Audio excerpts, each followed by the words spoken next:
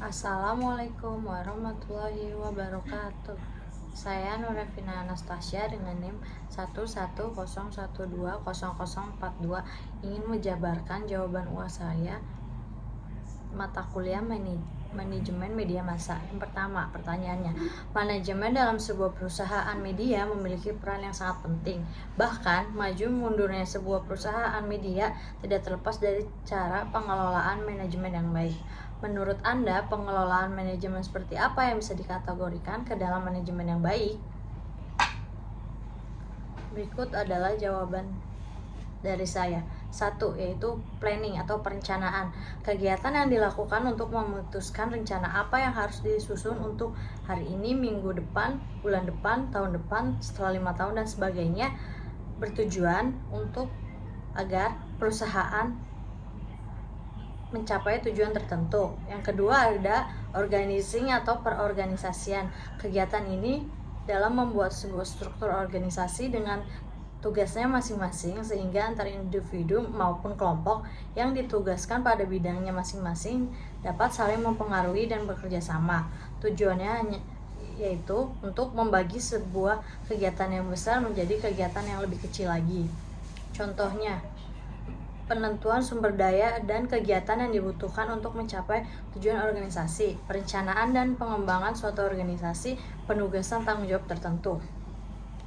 Dan yang ketiga ada aquating atau tindakan. Tindakan yang dilakukan untuk mempengaruhi semua anggota dalam sebuah organisasi atau perusahaan tertentu agar berusaha dan bekerja sama demi mencapai tujuan perusahaan yang telah ditentukan sebelumnya.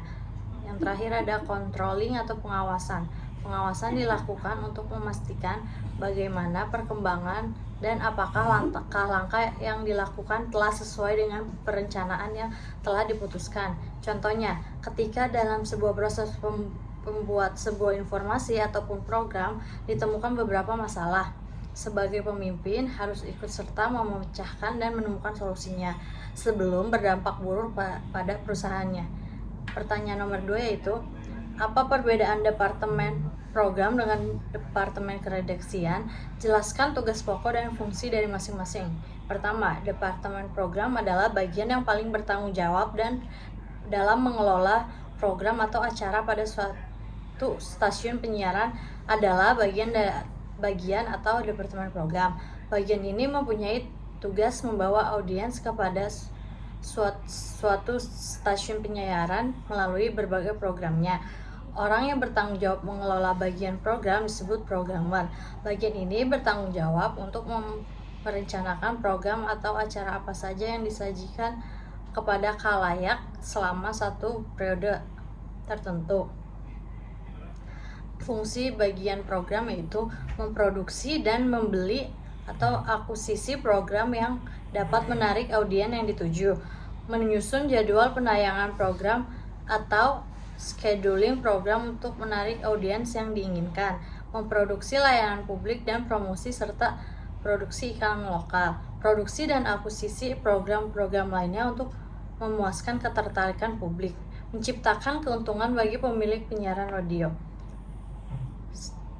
Sedangkan departemen keredaksian, manajemen keredaksian adalah perencanaan, perorganisasian, pengarahan, dan pengawasan terhadap pengadaan, pengembangan, kompensasi, integrasi, dan memelihara orang-orang dengan tujuan membantu mencapai tujuan organisasi pers, individual, dan masyarakat. Tugas bagian redaksi meliput menyusun, menulis, menyajikan informasi berupa berita, opini, atau fitur. Orang-orangnya disebut wartawan atau jurnalis. Redaksi merupakan sisi ideal sebuah media yang menjalankan visi, misi, dan idealisme media. Bagian redaksi dikepalai oleh seorang pemimpin redaksi. Di bawah pamret biasanya ada wakil pamret yang bertugas pelaksana tugas dan penanggung jawab. Pertanyaan nomor 3. Jenis strategi apa yang Anda lakukan untuk mengembangkan sebuah perusahaan media massa? Berikut adalah jenis strateginya. Pertama, rencana strategi atau strategi plans meliputi Pertama, membuat keputusan mengenai sasaran dan tujuan program penyiaran, melakukan identifikasi dan sasaran target audiens, menetapkan kebijakan atau aturan untuk menentukan strategi yang akan dipilih, memutuskan strategi yang akan digunakan.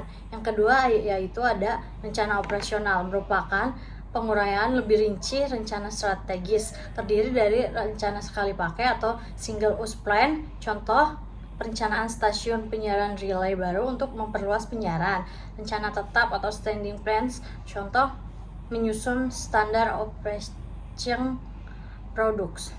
Pertanyaan nomor 4. Langkah strategi seperti apa yang akan Anda ambil untuk memecahkan permasalahan yang terjadi di dalam sebuah organisasi media?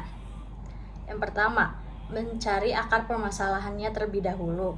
Cara pertama untuk menyelesaikan masalah di dalam organisasi adalah dengan mencari akar permasalahan terlebih dahulu. Perlu mengidentifikasi masalah apa yang terjadi agar dapat menemukan solusi yang paling tepat. Yang kedua itu dilakukannya diskusi. Dalam menyelesaikan sebuah masalah di organisasi, dapat melakukan diskusi untuk mencari jalan keluar dari sebuah masalah. Dengan melakukan diskusi, dapat lebih memahami apa yang dirasakan oleh masing-masing karyawan selama bekerja di perusahaan tersebut. Forum diskusi juga bisa menjadi salah satu cara untuk menggali informasi penting seperti siapa saja karyawan yang mampu berpikir kritis atau dapat diandalkan. Yang ketiga, terbuka terhadap kritik dan saran. Sebagai seorang pemimpin atau atasan, perlunya keterbukaan kritik dan saran yang disampaikan baik dari karyawan maupun klien. Dan yang terakhir ada menemukan jalan keluar terbaik bagi kesejahteraan bersama dan melakukan evaluasi. Setelah menentukan sebuah solusi untuk menyelesaikan masalah yang terjadi dalam organisasi, lakukanlah evaluasi. Evaluasi sangatlah penting untuk menilai seberapa efektif solusi yang akan ditetapkan oleh perusahaan untuk menyelesaikan masalah di organisasi. Pertanyaan nomor 5. Apa perbedaan produser eksekutif, produser, dan produser lapangan? Berikut adalah jawabannya. Eksekutif produser adalah orang yang tidak terlibat secara langsung terhadap aspek teknis dan proses produksi, tetapi ia tetap bertanggung jawab penuh terhadap pendanaan dari produksi film. Produser lapangan adalah anggota kru produksi film dan televisi yang bertanggung jawab untuk mengelola produksi bahan di lapangan. Produser lapangan mengordinasi cerita yang difilmkan di luar studio. Mereka umumnya bekerja di bidang produksi seperti pembuatan film dokumenter, pelaporan berita, dan televisi realitas. Eksekutif produser tidak terlibat langsung pada pembuatan film. Produserlah yang terlibat lebih dalam dan lebih jauh. Produser memiliki tanggung jawab untuk memberikan laporan kepada eksekutif produser tentang pengembangan dan pendanaan pada film tersebut. Produser adalah tingkat jabatan tertinggi di ranah sebuah film. Sekian dari saya, itu saja jawaban penjabaran UAS saya. Kurang lebihnya mohon maaf. Assalamualaikum warahmatullahi wabarakatuh.